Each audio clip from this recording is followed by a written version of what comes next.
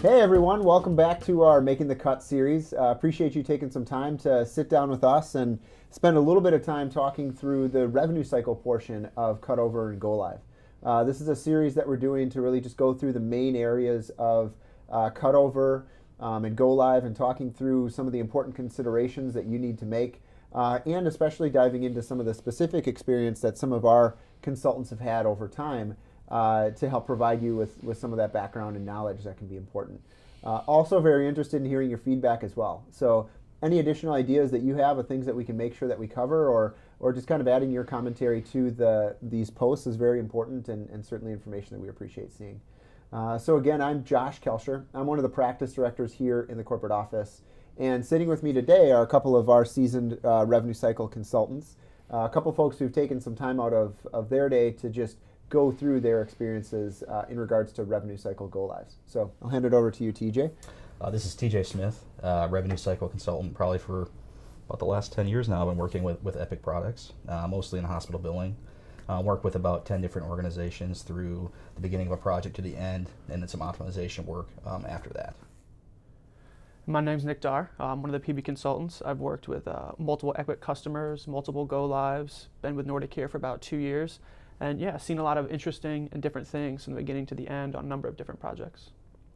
Well, appreciate your time today, guys, and definitely giving us a little bit of insight into what the revenue cycle side of things looks like from a go-live perspective. So I think speaking to a lot of our viewers and certainly a lot of folks that I talk with, my background is also in the revenue cycle. When you mention Rev Cycle, folks tend to bristle up a little bit and get that feeling of, well, I'll let other folks take care of that and figure it out. So kind of pulling back some of the mystique around Rev Cycle, a good point to drive home is that when we talk about Cutover, across most applications, we are literally talking about a 24-hour period where you're preparing for and then you kind of flip the switch with Epic.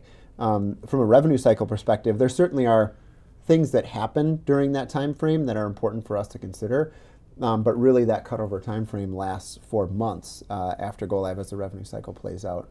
So I wonder if you could touch on specifically in that 24-hour period of time where all the different applications and areas are really focusing on bringing Epic live. What are the things that the billing areas are doing and focusing on? Yeah, I mean, from an HB perspective, and I think a lot of this is going to be similar for PB. I mean, we touched on charging, but you can't overstate the importance of making sure charges are captured appropriately into Epic at that time. So some of the things that, from a project team perspective and a billing office and management perspective is monitoring that revenue, how it's posting, taking a look at the actual data on the charges that are posting to make sure you're getting the correct maybe rev codes or CPT codes, modifiers if you're on the professional billing side, making sure that stuff is posting to set you up for success as you get further on in the revenue cycle. So I think that first 24 hours, I mean, you have, obviously you want to look at registrations and some things like that, but your main focus, I think, is revenue for that first period. Mm-hmm. I would definitely concur with that, and I think, a little more to the question or kind of following where you were going with that, those integration points, the EAP master file, the procedure master file, where you're doing a lot of that order to charge integration.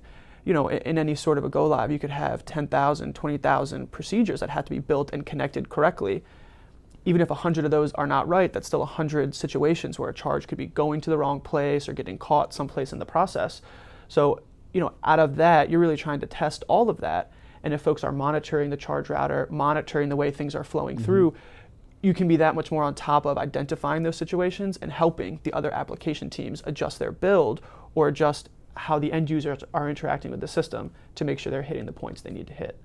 Yeah, I think charging is one of those areas that if you don't get a handle on it within the first 24 hours, it has the potential to turn into a much larger issue because you have, especially on the hospital side, so much volume and so many different transactions that if you have a small issue where 1% of your charges are erring, if you don't catch that right away, you could potentially be talking about thousands of charges that need to be cleaned up. Mm-hmm. So I think it has the potential, at least in that first period, if you don't catch some of those issues right away, and there will be issues, there always are, but usually they're corrected. But if you don't catch them right away, they do have the potential to sometimes spiral into much larger issues. Yeah, I think that is a great analogy of the revenue cycle team, especially in those first 24 hours, those first couple of days. We're kind of on the receiving end of Go Live, right? Yeah. We see all of the build and all of the work and everything that's entered into the system come into billing, and then it's our opportunity, I think, to oftentimes be there to coach some of the other applications through some of those updates and fixes that need to happen, where we may see procedures that are linked incorrectly or built incorrectly, or somebody entered something incorrectly, and that's an opportunity for us to see how that's kind of feeding into the billing system, and it's, our critical role during that time is really kind of pushing that back out, right, and helping those teams and users to be able to use the system appropriately. I think off of that last point you threw in there, using the system appropriately, as we're kind of talking about, you'll see the symptoms of things going wrong in the billing system, but sometimes it's not even build issues.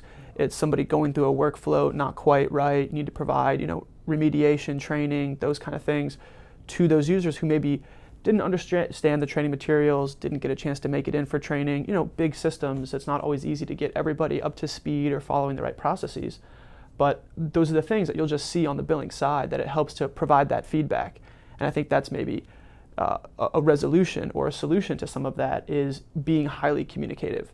Other folks might not realize what they're doing wrong in the process. We'll see it in billing. You need to communicate back to help those people learn the best way to do things. Yeah, I think you'll turn into your front end and clinical folks' best friend during that first couple day period. Absolutely. They love seeing the billing folks come to talk to them about issues. But no, vitally important for sure. And I'd be interested in each of your experience. So during that, again, kind of focusing on that cutover time period, that 24 hours where most applications are very intensely involved in a pretty systematic step-by-step approach to bringing Epic live. Have you all been, in your experience, directly involved in that, or has it been more of kind of a situation where you're coming in the next morning to kind of start some of the billing specific items? I always am a fan of having at least some billing support there right at cutover. So that does mean staying up all night. Usually there are good snacks though. But I think that first few hour period right when the system goes live is where you'll sometimes catch some of those small issues that have to do with charging or procedures or interfaces that I think it's vital that you're there for that first few hours when that stuff first starts happening, so you can catch that early.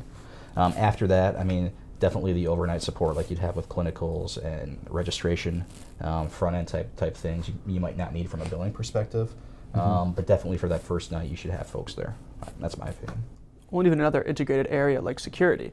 If somebody's expecting to make a quick jump in to see some reg information or to see something on the account, even at 1 o'clock, if a patient's been there overnight in the hospital, a doctor could have dropped a charge at 12:05. 1 o'clock in the morning, a nurse is trying to go in to see if she should also be dropping a charge.